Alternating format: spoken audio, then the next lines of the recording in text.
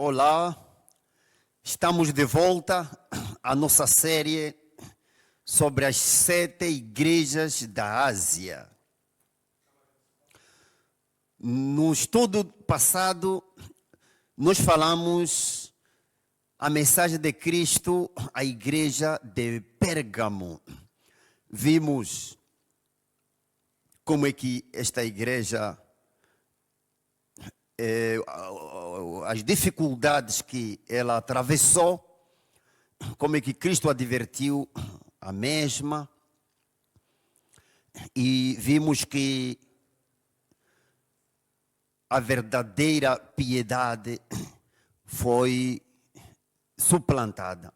Os princípios bíblicos foram alterados. A igreja baixou as normas e passou a ser a igreja do Estado.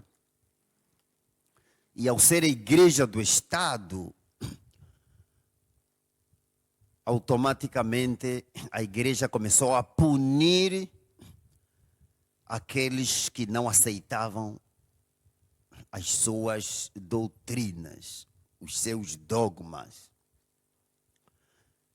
E assim surgiu o Tribunal de Inquisição,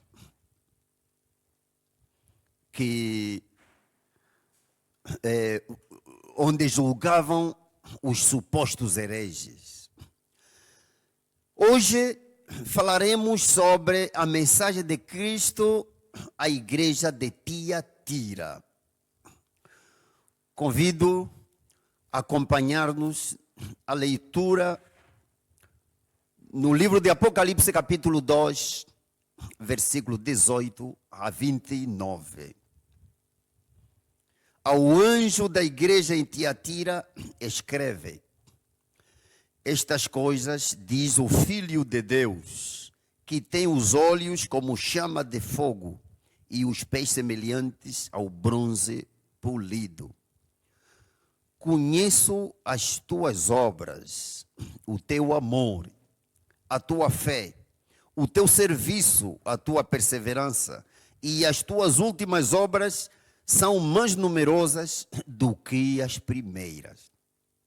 Tenho, porém, contra ti o tolerares que essa mulher é Jezabel, que a si mesma se declara profetisa, não somente ensine, mas ainda seduza os meus servos a praticarem a prostituição e a comerem coisas sacrificadas aos ídolos. Dei-lhe tempo para que se arrependesse. Ela, todavia, não quer arrepender-se da sua prostituição. Eis que a prostro de cama, bem como em grande tribulação, os que com ela adulteram, caso não se arrependam das obras que ela incita. Matarei os seus filhos, e todas as igrejas conhecerão que eu sou aquele que sonda mentes e corações, e vos darei a cada um segundo as vossas obras. Digo todavia a vós outros, os demais de Tiatira, a tantos quantos não têm essa doutrina e que não conheceram, como eles dizem, as coisas profundas de Satanás. Outra carga não jogarei sobre vós. Tão somente conservai o que tendes, até que eu venha. Ao vencedor que guardar até ao fim as minhas obras, eu lhe darei autoridade sobre as nações, e com cetro de ferro as regerá, e as reduzirá a pedaços como se fossem objetos de barro. Assim como também eu recebi de meu Pai, dar-lhe-ei ainda a estrela da manhã. Quem tem ouvidos, ouça o que o Espírito diz às igrejas. Tiatira era outra cidade da Ásia Menor, localizada numa estrada que ligava as cidades de Pérgamo e Sardes. Era uma cidade completamente dominada pela idolatria. Havia muitas indústrias de tecido nesta cidade, tecido de púrpura. O nome Tiatira significa sacrifício de contrição. E este período se estende de 538 a 1798. Alguns estudiosos colocam de 538 a 1517, quando nascem os reformadores. Quando nasce a grande reforma por Martinho Lutero. Mas nós colocamos esse período de 538 a 1798. A duração deste período é de 1260 anos.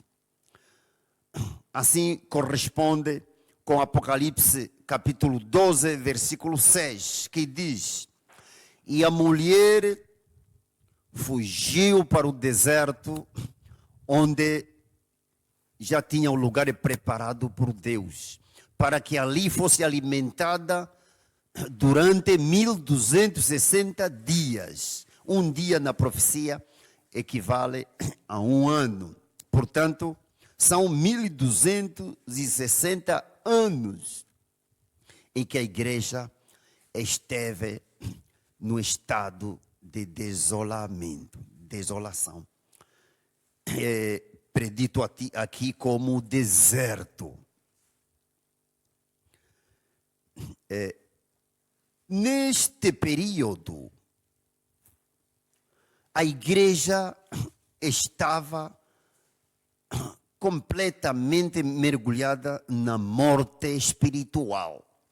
Veja, no período passado de Pérgamo, a igreja estava completamente nas trevas totais. A igreja estava mergulhada em trevas espirituais. Mas agora, no período de Tiatira, a igreja estava na morte espiritual. Vejamos o que aconteceu. O pecado principal dos servos de Deus nesta época, o que Jesus estava a falar, é tolerar a mulher Jezabel, que se dizia profetisa, ensinar e enganar os servos de Deus para que se prostituíssem. A profecia, quando fala uma mulher, simboliza uma igreja. Ok, aqui citaram a Jezabel. Jezabel foi a mulher de Acabe. Foi uma princesa que Acabe tirou dos sidônios. Era filha do rei dos sidônios. Esse rei chamava-se Etibal. Acabe, ao se casar com esta mulher, trouxe grande problema em Israel. Essa mulher introduziu a adoração a Baal. E todo Israel começou a adorar esse Deus Baal. Abandonou a adoração do verdadeiro Deus, o Deus dos céus. Por que foi citada aqui neste período? Porque a igreja deste período, ok, já falamos que mulher simboliza a igreja na profecia. E quando se diz mulher pura, representa a igreja de Cristo. Exemplo, 2 de Coríntios, capítulo 11, versículo 2. Efésios 5, versículo 24 e 32. Aí temos o exemplo da igreja de Cristo, simbolizada por mulher. E quando a Bíblia fala de mulher corrupta como a Jezabel, então simboliza a igreja apostatada. Ezequiel 16, versículo 23, Apocalipse 17 e o capítulo 18 fala de uma mulher prostituta que seduz o mundo. Então, é o símbolo de uma igreja que inicialmente era pura, mas que depois se corrompeu. É uma igreja apostatada, que anula a lei de Deus, anula a palavra de Deus. Muito bem. Daniel, o profeta, ele profetizou o surgimento e a obra deste poder. Daniel capítulo 7, versículo 25. Lemos que este poder é representado pela mulher Jezabel. Dele é descrito que proferirá palavras contra o Altíssimo e magoará os santos do Altíssimo. E estes serão entregues na sua mão por um tempo e tempos e metade de um tempo. E ainda este poder também é descrito que cuidará em mudar os tempos e a lei. É o que encontramos neste versículo.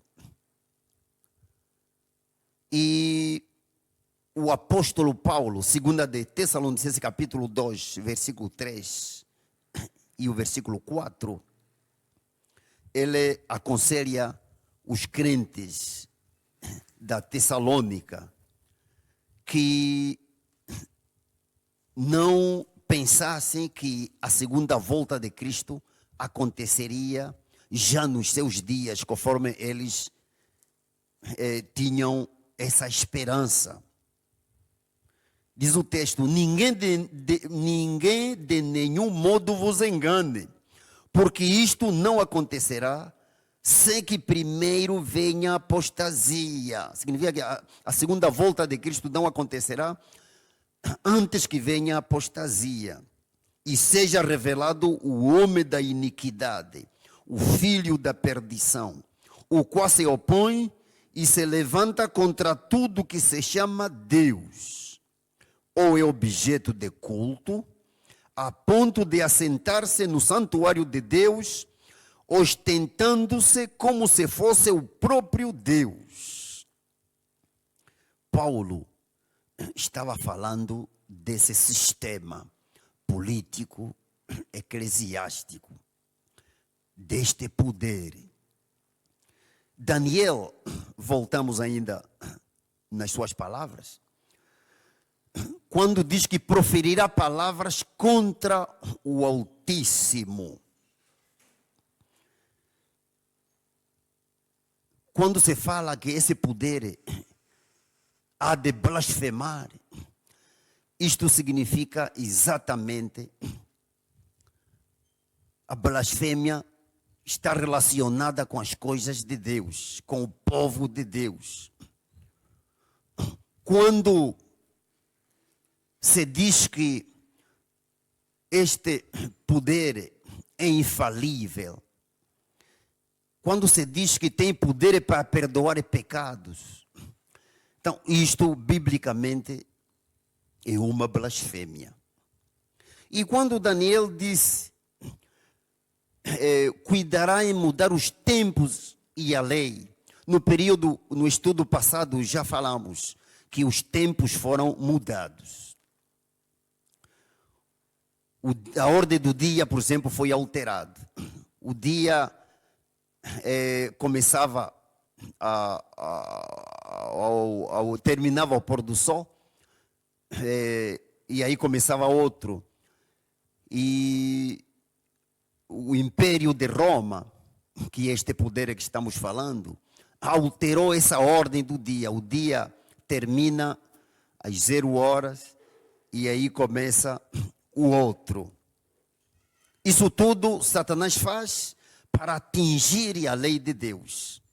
Porque o sábado do 7º dia, por exemplo, que é o 4º mandamento, Deus determinou que começasse ao pôr do sol de sexta-feira ao outro pôr do sol do sábado. Mas com a contagem que Roma introduziu no calendário, então este dia é atingido. A lei de Deus é atingida. Se o sábado começasse 0 horas, então seria transgredido. Por isso é que o povo de Deus o mantém conforme está descrito na Bíblia. E disse que destruirá os santos do Altíssimo. Isso também aconteceu. Este poder destruiu o povo de Deus, perseguiu, e todos aqueles que não se conformassem com os seus dogmas, então eram mortos. Já falamos no estudo anterior que calcula-se que entre 50 a 100 milhões dos cristãos foram martirizados como hereges. É o contrário. Esses que foram martirizados é que a Bíblia chama de santos. Os santos serão entregues na sua mão por um tempo, 2 tempos e metade de um tempo. Este cálculo, um tempo equivale a 360 anos. 2 tempos, 720 anos. E metade de um tempo é 180 anos. Somando tudo, nos dará 1260 anos. O mesmo período que já lemos, que já foi mencionado em Apocalipse 12, versículo 6. Que a mulher fugiu para o deserto, onde seria sustentado por Deus por 1260 anos. Meus queridos, durante este período de Tiatira, conforme eu já disse, a Bíblia foi removida do povo. A Bíblia foi mantida numa língua estranha do povo. A igreja, o clero dizia que a Bíblia só tem que estar com os líderes, porque a vontade de Deus que os líderes é que leiam a Bíblia para traduzi-la melhor. Mas na verdade a astúcia era outra. Eles sabiam que se a Bíblia estivesse na mão do povo, o povo devia descobrir os erros que a igreja estava cometendo. Mas Apocalipse, capítulo 11, versículo 3, diz que darei as minhas 2 testemunhas que profetizem por 1260 dias, vestidas de saco de pano. As 2 testemunhas aqui preditas representam o Antigo e o Novo Testamento, representam as Sagradas Escrituras. O que está predito aqui?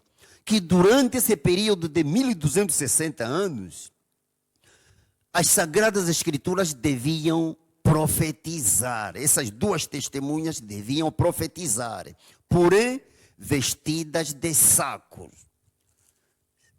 O que significa vestida de saco? Obscurecida.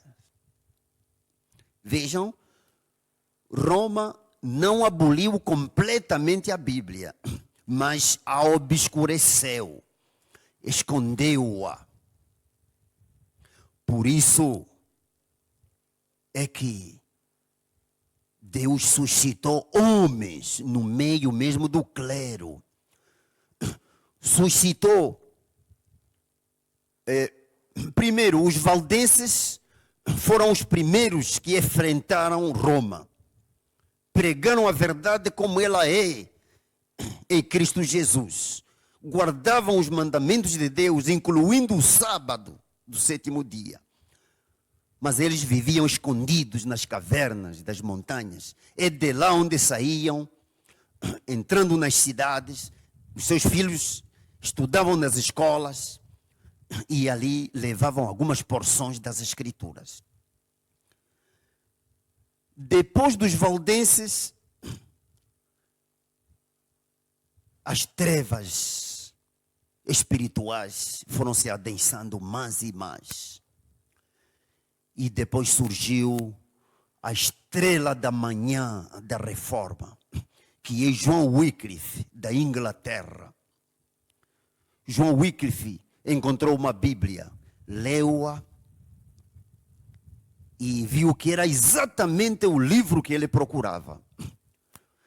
E ele propôs não só ler, mas também pensou em traduzi-la e colocá-la nas mãos do povo. A liderança de Roma tentou impedir, mas não conseguiu. John Wycliffe foi um homem muito respeitado pelos homens do seu tempo. Foi respeitado até mesmo pelo próprio clero. Ele conseguiu traduzir a Bíblia. Quando era ameaçado, quando lhe diziam que a Bíblia não pode ser entregue ao povo, ele fazia comparações. Que vocês sabem quem alimenta as aves? É Deus. As aves saem e procuram a comida e Deus providencia. Assim também Deus quer que os seus filhos se alimentem da sua palavra. Que as pessoas leiam a palavra de Deus por si mesmo. Então Wycliffe começou a ensinar, a atacar os erros da igreja. Depois que o seu tempo acabou, nas suas doutrinas se converteram outros. João Hus e Jerônimo se converteram por meio das doutrinas de Wycliffe. E em 1517 levantou-se a grande reforma através de Martinho Lutero. Martinho Lutero, quando também descobriu a Bíblia, leu-a e começou a explicar as suas verdades. Ele colocou as 95 teses no castelo de Wittenberg. E o povo que vinha, lia e relia. E o povo ficou iluminado. Tentaram silenciar Martinho Lutero. Chamaram-no para Roma. Mas, graças que a Alemanha tinha uma lei, que todo cidadão alemão não podia ser julgado fora do país. Tinha que ser julgado dentro do país. E ainda ele tinha que ter direito um salva-conduto. E assim aconteceu. Lutero foi julgado. Mas ele disse: provai-me pela Bíblia. Provai que eu estou errado pela Bíblia Sagrada. Assim que vocês me mostrarem os erros, eu serei o primeiro a me retratar e vou queimar as minhas obras, os meus livros. Na verdade, Roma não conseguiu provar pela Bíblia que Lutero estava errado. Finalmente tiveram que excomungá-lo. E assim foi excomungado. E assim Lutero, com aqueles que compreenderam as suas doutrinas, fundaram o protestantismo. Esse nome protestantismo surgiu por causa do protesto dos príncipes da Alemanha, quando foram convocados a uma dieta. Ali, eles apresentaram seu protesto. E é dali onde saiu o nome protestante. E assim surgiram outros: Calvino, Zwinglio, Cranmer, Latimer, Knox, os huguenotes, João e Carlos Wesley e muitos outros, estes, por meio da palavra de Deus, conseguiram despertar as pessoas para que abandonassem as trevas em que a igreja estava envolvida, para que despertasse da morte espiritual para a verdade, para a pureza do evangelho. Muitos deles foram martirizados. João Hus e Jerônimo foram queimados. Mas a sua morte serviu como semente. Uma cidade chamada Boêmia, toda ela veio se converter por causa da morte de João Hus. Todos se tornaram protestantes. Todos se tornaram evangélicos. Enfim, os servos de Deus nesta época trabalharam grandemente. Por isso que trouxeram o protestantismo. Por que estamos falando essa história do passado? Talvez alguém poderia dizer que não há importância em falar sobre isso. Romanos 15, versículo 4. De tudo que foi escrito para aviso nosso, para nossa instrução, nós que vivemos no tempo do fim. O que aconteceu no passado, disse o sábio Salomão, há de acontecer de novo. A Bíblia, queridos, disse que este poder que dominou durante o tempo da Idade Média há de ressurgir. O mundo protestante está descuidado com essa realidade. Esse poder há de ressurgir. Os fogos da perseguição serão reacendidos. Por isso, o povo de Deus precisa despertar. Precisa conhecer essas verdades. Para que, quando chegar esses tempos, então estejamos preparados para estar ao lado de Deus. O mundo se unirá, a igreja e o Estado se unirá novamente. É o que a Bíblia prediz. Apocalipse 13, versículo 11 até 18. E quando a igreja e o Estado se unirem novamente, aquilo que aconteceu no passado vai acontecer de novo. Aqueles que forem achados como hereges da nova ordem mundial serão julgados diante dos tribunais. Quando Jesus disse que expulsar-vos-ão nas sinagogas, e vem mesmo a hora em que quem vos matar pensará que fez um trabalho para Deus. João 16, versículo 1 e 2. Por isso, a verdade, meu querido, nunca foi popular. A verdade sempre foi impopular. Foi impopular nos dias de Cristo. A verdade foi impopular nos dias dos reformadores. E é impopular hoje. Todos os que quiserem viver piamente em Cristo Jesus padecerão perseguições, afirmou o apóstolo Paulo. Por isso, espero que o Senhor possa te abençoar. Que o Senhor ilumine a sua mente. Você precisa ler a palavra de Deus por si mesmo. Muitos vão à igreja, muitos vão à missa sem a Bíblia Sagrada. Não pode ser assim. Compre uma Bíblia. Hoje a Bíblia está disponível para todos. Existe até a Bíblia digital nos telefones. Compare o que o pregador fala com a Bíblia Sagrada e veja se o que está se falar é verdade ou não. Todo crente tem esse direito. Todo membro da igreja tem esse direito. Jesus disse que examinei as Escrituras, porque vós cuidais terem nelas a vida eterna. E são elas que testificam de mim. Que seja a mensagem do Senhor e a vontade dos céus. Em nome de Jesus. Amém.